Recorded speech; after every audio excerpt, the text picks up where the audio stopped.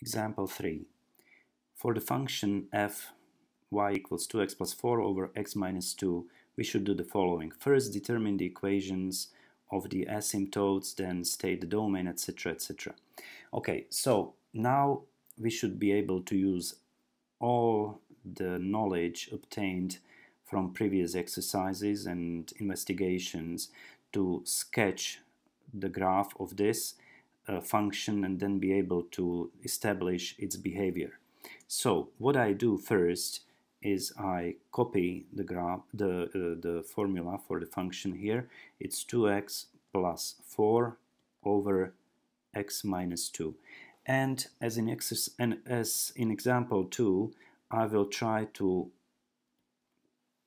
change it, transform it to form y equals k over x minus m plus n.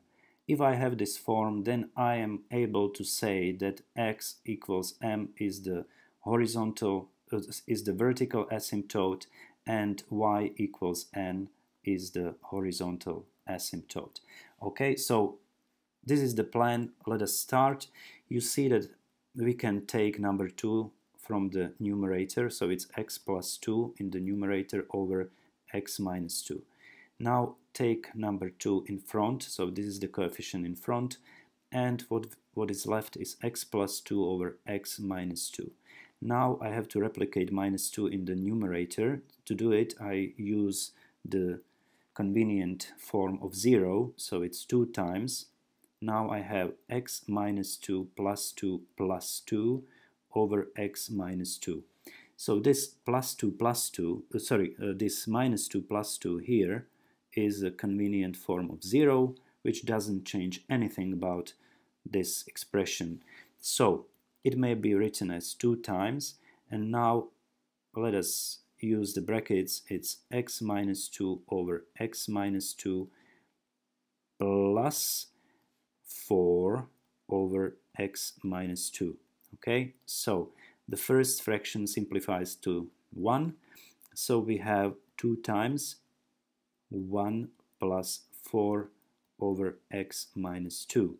Okay, now we can multiply it by 2 and get the final form. Y equals 2 plus 8 over x minus 2.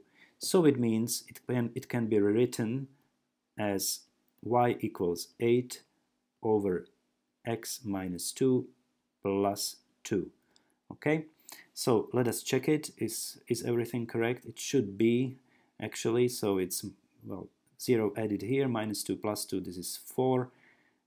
Good, 4, and this multiplied by 2 is then 8. Very good. So this is the function, and we know that it corresponds with the function f sub 0 y equals 8 over x. This is the first fact. So the graph should be the hyperbola. Okay, the hyperbola, which is the graph of this function, exists in the first and in the third quadrant. But now when you shift it to obtain the graph of this function under consideration, you will notice that the m here is 2, so this number here, n is also 2. Okay, so we have to shift this graph through 2 units to the right and through 2 units upwards. So if we do that, then we have the graph of the function. Now, if we want to state or determine the equations of the asymptotes, we can do as follows. So in part A, we can write that the vertical asymptote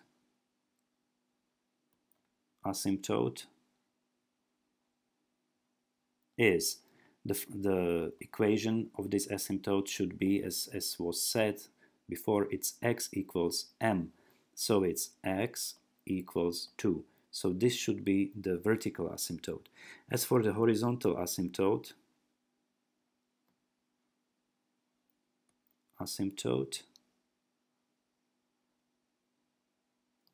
we have y equals n, but in our case it's 2 again, so y equals 2. So these are the asymptotes. Now we may imagine the graph. Well, actually, let us do it. This is actually the last part of the exercise, but no problem. Let us do it now, and then we may use the results of part A to answer all the previous parts. So let us jump directly to part E, which is to sketch the graph of the function. So we know that it has to be the graph 8 over x, the reciprocal function, shifted by 2 and 2. Okay, so let's go here. Here I have the graph.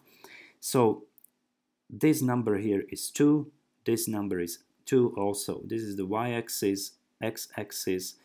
Here we have the origin, and what we know exactly is that the original function had k equals 8, so it means at number 1 it should have the value of 8. It's 4, 6, 8, so it should go through this point here. At number of -1, x equals -1, it should pass through the point -1 and -8. So it's 2, 4, 6, 8. It's this point. Oh, sorry. It's this point here. Okay? So the graph should pass through these 2 points, and it should have y and x-axis as its asymptotes. So it should approach this axis like this, and the vertical axis in this way, and in this direction here it should approach the y-axis, and it should approach the x-axis in a similar way like this. So this is the original graph of the function f sub 0. Now if I want to sketch the graph which is shifted, I have to shift these 2 points. So this black points should be shifted by 2 units to the right and 2 units upwards, so it should pass through this point. The red graph should pass through this point, and this point should be shifted by 2 units to the right and 2 units upwards, so it should pass through this point. Now these lines here should be the new asymptotes, so let me use them. So this graph, the graph of the function f, should, well, actually this is the asymptote, so it should approach it as follows, like this.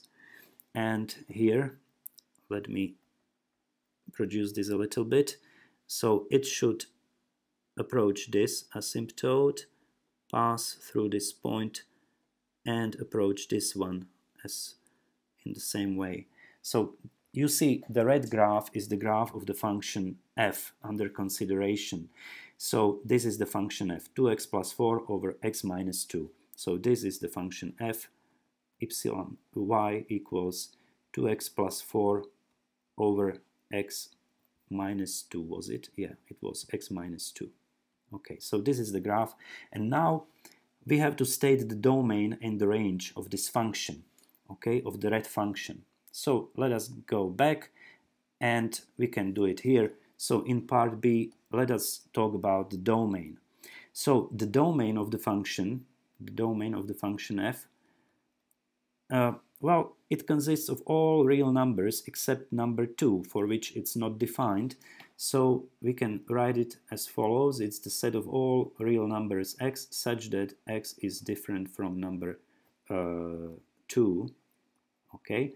Or we can write it in a corresponding way using the interval notation. So it's the interval from -infinity to 2, which is open on the right, union open interval from 2 to positive infinity. So this is the domain.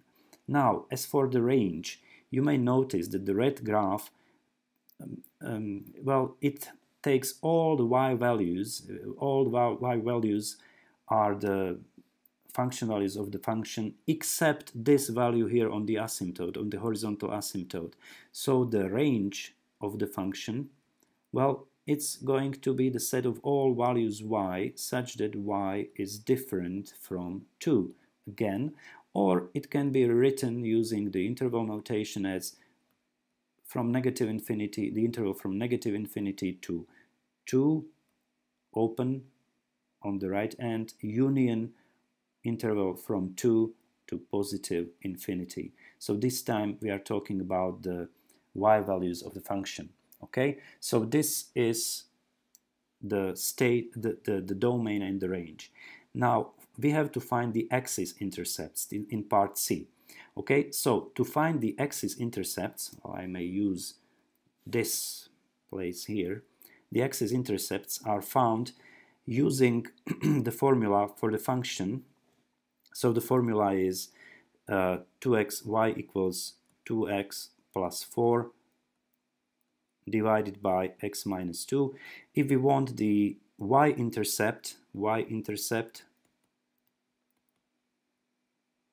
what we do is we take x equals 0 and substitute to the function, so we get y equals 2 times 0 is 0 plus 4 divided by 0 minus 2. So you see it must be 4 divided by minus 2, it's minus 2. So it's negative 2. So the y-intercept of the graph should be negative 2. And this number here, so it should be negative 2. Well, it's almost true. My graph is very crude.